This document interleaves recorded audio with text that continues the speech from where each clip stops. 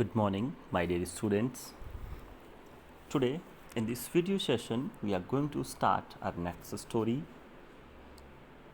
So, please open your English book and be ready to listen the story.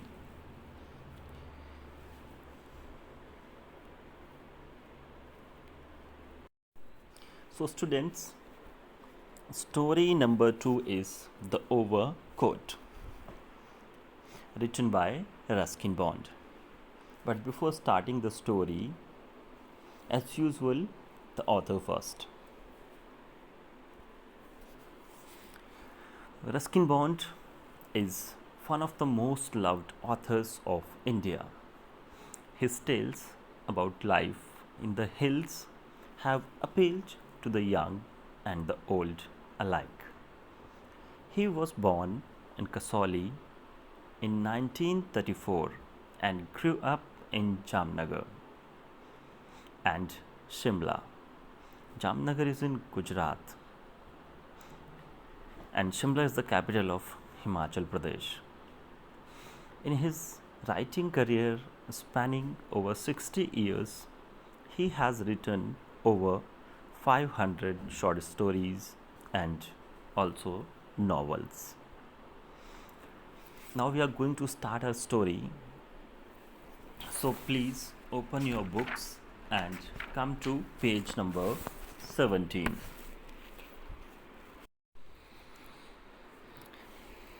So I hope now you are on page number 17. It is given here. Read this story about a strange experience that a young man has one evening in a quiet hill station. It was a clear frosty weather, and as the moon came up over the Himalayan peaks, I could see the patches of snow still lay on the road of the hill station. I would have been quite happy in bed with a book and a hot water bottle at my side. But I promised the Kapadias that I would go to the party, and I felt it would be churlish of me to stay away.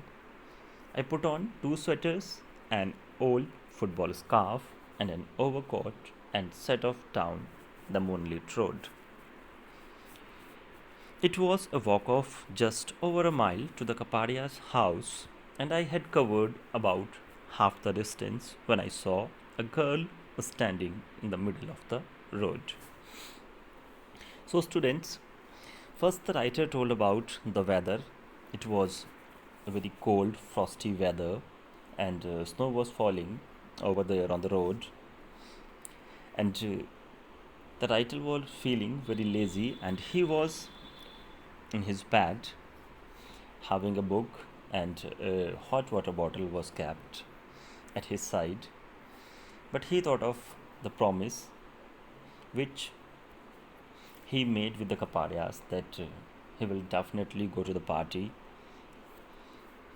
So he put on 2 sweaters and also a football scarf and one overcoat and was ready to go to the party. So he started to move towards the Kapadia's house through the moonlit road.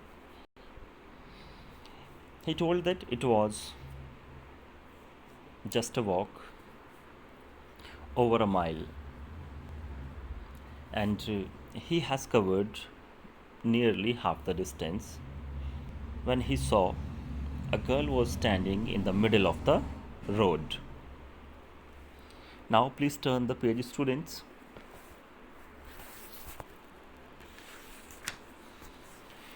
She must have been 16 or 17. She looked rather old fashioned, long hair hanging to her waist, and a flamoxy spin dress, pink and lavender, that remind me of the photos in my grandmother's family album. When I went closer, I noticed that she had lovely eyes and a winning smile. Good evening, I said. It's a cold night to be out. Are you going to the party? She asked. That's right. And I can see from your lovely dress that you are going too. Come along. We are nearly there. So the writer found a girl in the middle of the road.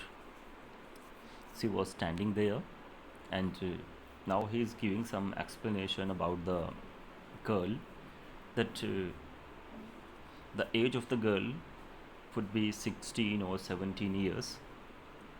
She was looking old fashioned, has long hairs till her waist, and a flamoxy dress that was pink and lavender in color, and reminding to the poet about the photos which were in his grandmother's family album. He went closer to the girl and noticed that she had lovely eyes, and the smile was just in a way that she could express his feelings and even the hurt of anyone. Then the writer said good evening, and said that the weather is very cold, and no one is supposed to be out in this weather. She asked to the writer, are you going to the party? He replied, you are right, and I can guess from your lovely dress that you are also going to the party. And asked her to move for the party together.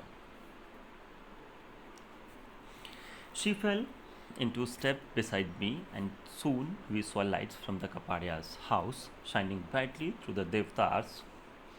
Devdars are the trees. The girl told me her name was Julie. I hadn't seen her before, but I had only been in the hill station a few months. There was a quiet crowd at the party, and no one seemed to know Julie. Everyone thought she was a friend of mine, and I did not deny it. Obviously, she was someone who was feeling lonely and wanted to be friendly with people. And she was certainly enjoying herself. I did not see her do much eating, but she flitted about from one group to another, talking, listening, laughing, and when the music began, she was dancing almost continuously. She was completely wrapped up in the music. Explaining you the passages. She fell into steps beside me and soon saw lights from the Kapadia's house. So we started together, and soon the lights from the Kapadia's house were looking to us. Then girl told me the name, Julie, and I have not seen that girl before in this hill station, and also I was new in that hill station. When they reached the party, they noticed that there was a crowd in the party, and I feel that, I means, the writer felt that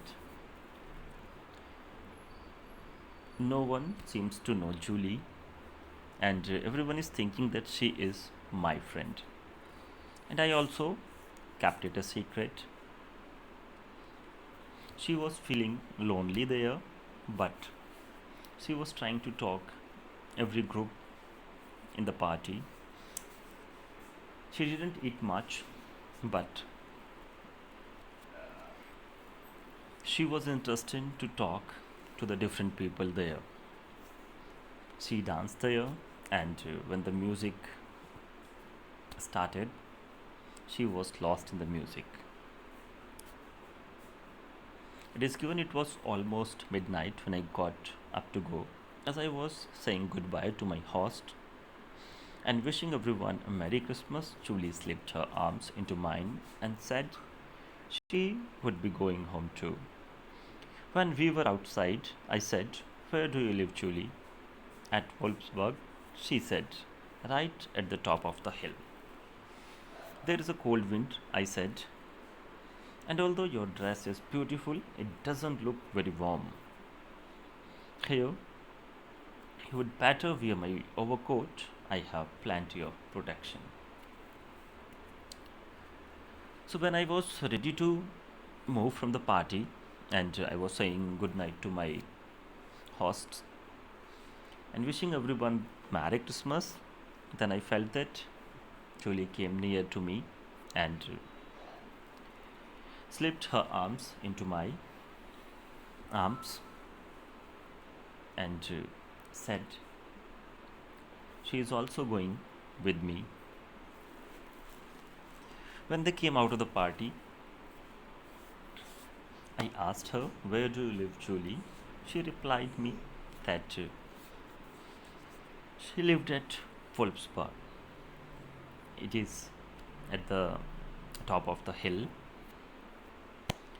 I felt there was a cold wind and I said to her that your dress is very beautiful, but I doesn't feel that it is warm. So it will be better for you to wear my overcoat. I also have plenty of clothes. Please turn the page, students. She did not protest and allowed me to slip my overcoat over her shoulders. Then we started out on the walk home, but I did not have to escort her on the way. At about the spot where we had met, she left. She said, there is a shortcut from there. I'll just scramble up the hillside. Do you know it well? I asked.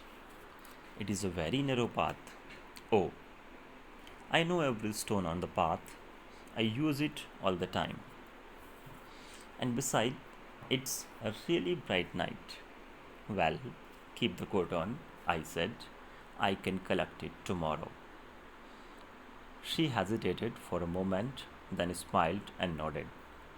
She then disappeared up the hill, and I went home alone.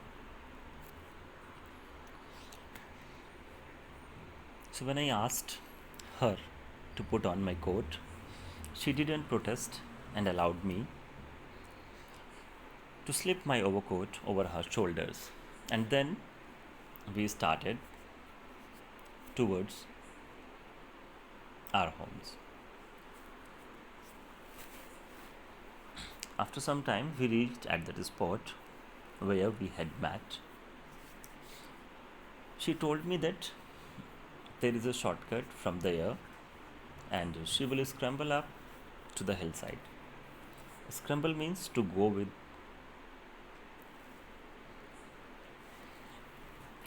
the help of hands and feet. I asked her, do you know the way well? Because I felt that it was a very narrow path. She replied, oh, I know every stone on the path. Means I know the path very well. And also she added, beside this, it is a very bright night. Then the narrator replied, okay, but keep the coat on. I will collect it tomorrow. Then she hesitated for some moments and then she smiled and answered me in an expression by nodding their neck. And then she disappeared up to the hill, and I also went my home. The next day I walked up to Wolfbarn. I crossed a little brook from which the house had probably got its name, and entered an open iron gate, but of the house itself little remained. Just a roofless ruin, a pile of stones, a shattered chimney, a few Doric pillars, where a veranda had once stood. Had Julie played a joke on me, or had I found the wrong house?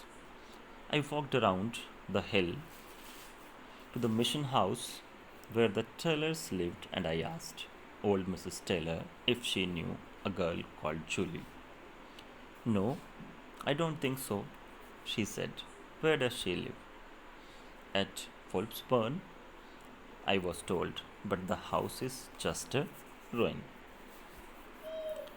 So it is given here that next day the narrator walked up to the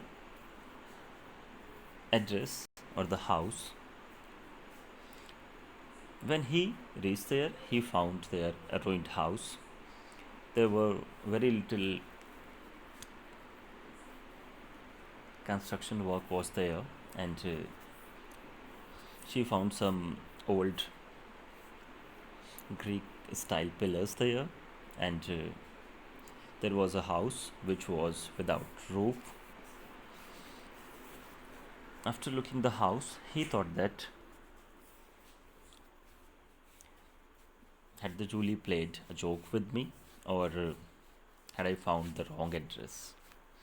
Then he walked around and reached to the mission house, and there asked the old Mrs. Taylor if she knew the girl named Julie. She replied no, and asked me where does she live. I replied at Wolfsburn as it was told me, but the house is just a ruin now. Nobody has lived at Wolfsburn for over 40 years.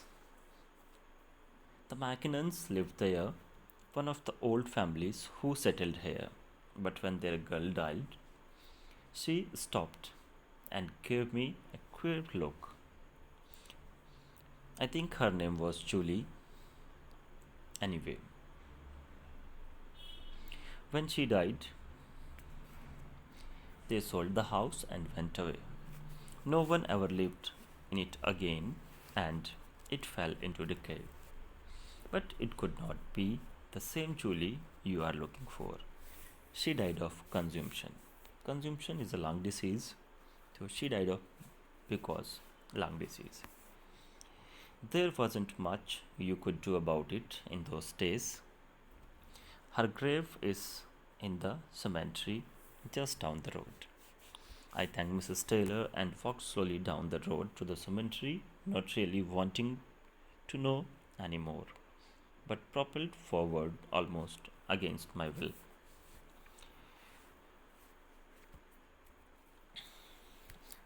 Explanation. So, when I asked old Mrs. Taylor about Wolfsburn, she replied me,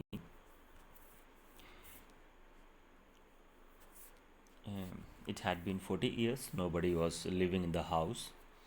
Before 40 years, Mackinsons lived there, and it was the one of the old family who settled here. But when their girl died, they stopped living here, and after that, they sold the house and went away. After that, no one lived in the house, and now the house is ruined.